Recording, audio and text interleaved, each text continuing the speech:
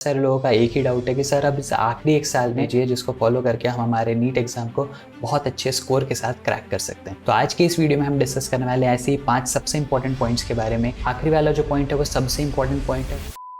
NEET 2025 में यहाँ से बस एक साल का समय बचा है और बहुत सारे लोगों का एक ही डाउट है कि सर अब इस आखिरी एक साल में क्या वो ऐसी प्रिपरेशन स्ट्रैटेजी है जिसको फॉलो करके हम हमारे नीट एग्जाम को बहुत अच्छे स्कोर के साथ क्रैक कर सकते हैं। तो आज की इस वीडियो में हम डिस्कस करने वाले हैं ऐसे ही 5 सबसे इंपॉर्टेंट पॉइंट्स के बारे में जिनको फॉलो करके आप अपनी प्रिपरेशन को 0 लेवल से हीरो लेवल तक ले जा सकते हैं। इन पांचों पॉइंट्स को बहुत ध्यान से समझना।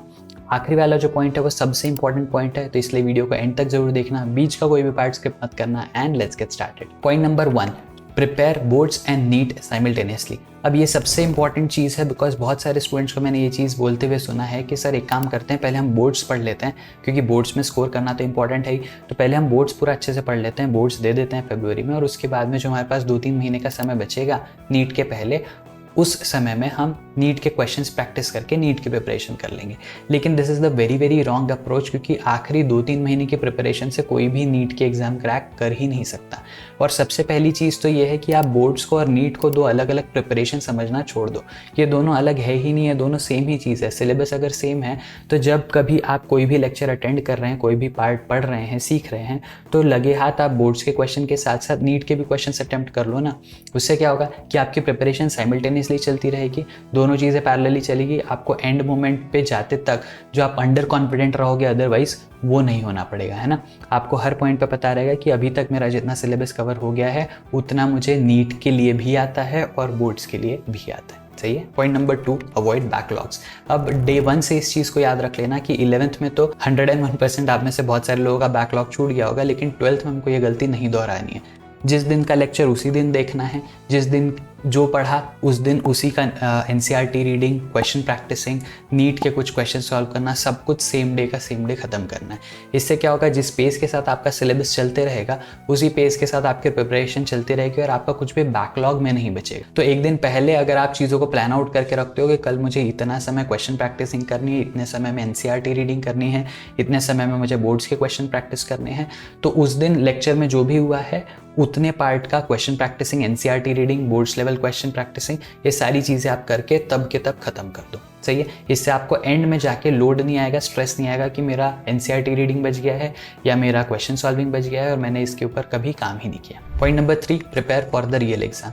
अब ये एक और गलती जो बहुत सारे स्टूडेंट्स करते हैं, वो बोलते हैं कि सर अभी तो हमारी प्रिपरेशन हुई नहीं है तो अभी टेस्ट देके क्या करें। एक काम करते हैं, हम पहले पूरा सिलेबस कवर कर लेते हैं, उसके बाद में हम टेस्ट देना चालू करेंगे। जब तक आप टेस्ट दोगे ही नहीं, आपको पता कैसे चलेगा कि आपकी स्ट्रेंथ्स क्या है, आपकी वीकनेसेस क्या है, वो कौन से एरियाज है जिनके ऊपर आपको काम करना है ना। और साथ ही साथ आपको एग्जाम में कितने समय में कितने क्वेश्चन सॉल्व करने होते हैं, उसके लिए क्या स्पीड को फॉलो करना है, ये सारी चीज़ों का आपको अंदाज़ा ही नहीं आएगा जब तक आप टेस्ट नहीं दोगे। तो इसलिए अभी से ही आदत डाल लेना कि आपको वीकली रिवीजन करना है। हफ्ते भर जो भी चीज़ें पढ़ी है उसको एक बार वीकली रिवाइज कर लो, हर संडे टू संडे बैठकर, और साथ ही साथ हर वीक में एक बार या 2 हफ्ते में एक बार मिनिमम एक मॉक टेस्ट तो देना ही देना है। अगर आपके इंस्टीट्यूट में नहीं हो रहा है तो आप खुद से क्वेश्चंस का सेट लेकर बैठो और उसको as a mock test solve करो। इससे आपकी प्रिपरेशन को बहुत अच्छा बूस्ट मिलेगा और साथ ही साथ आपको कॉन्फिडेंस मिलेगा कि हाँ मैं इतने समय में इतने क्वेश्चंस कर पा रहा हूँ या नहीं कर पा। सही है। Point number 4, do not over stress. Now trust me on this कि नीट का एग्जाम बहुत डिफिकल्ट नहीं होता, बड़ा आसान सा एग्जाम है। बस आपको रेगुलरली शिद्दत से जो रोज के रोज पढ़ाया जा रहा है वो रोज के रोज उतना पार्ट पढ़ के खत्म करना है, उसका एनसीईआरटी रीडिंग कर लेना है, कुछ क्वेश्चन प्रैक्टिसिंग कर लेना है, दैट्स इट।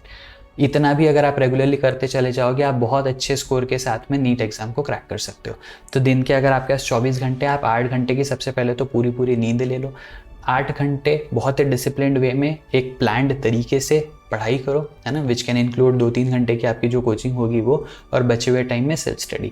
इस तरीके से 8 घंटे की आप प्रिपरेशन कर लो और जो बचे हुए 8 घंटे आपके पास है उसमें आप अपने डेली रूटीन वर्क्स कर लो, अपने फैमिली और फ्रेंड्स के साथ थोड़ा टाइम स्पेंड कर लो या उनसे बातें कर लो और खुद के ऊपर काम करो, खुद की फिजिकल एक्टिविटीज़ कुछ कर लो, है ना।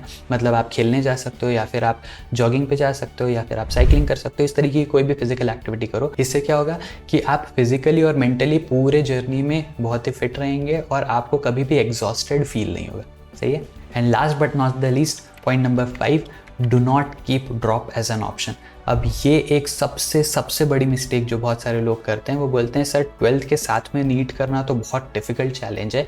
एक काम करते हैं, इस साल 12th का बोर्ड्स दे देते हैं अच्छे से, 2-3 महीने में अगर नीट हो गया तो ठीक है, नहीं तो फिर ड्रॉप लेके अगले साल दे देंगे। इतने सारे लोग तो लेते ही हैं, हम भी ले लेंगे। लेकिन एक बात याद रखना कि जब आप 12th के साथ नीट का प्रिपरेशन करते हो, आपकी NEET preparation is way more easier, क्योंकि आप एक स्ट्रक्चर्ड वे में 12th की पढ़ाई कर रहे हो और साथ ही साथ आप नीट की प्रिपरेशन करते जा रहे हो। जब आप ड्रॉप ले लेते हो, आपके पास स्ट्रक्चर नहीं होता, आपके पास 11th और 12th पूरा मिला के इतना सारा सिलेबस होता है कवर करने के लिए, और आपके पास एक छोटा सा अमाउंट ऑफ टाइम होता है जहाँ पे आधे से ज़्यादा समय आपका प्लान आउट करने में ही चले जाता है कि आज 11th पढ़ूँ या 12th पढ़ूँ, आज कौन सा टॉपिक करना है, so on and so fourth, है ना।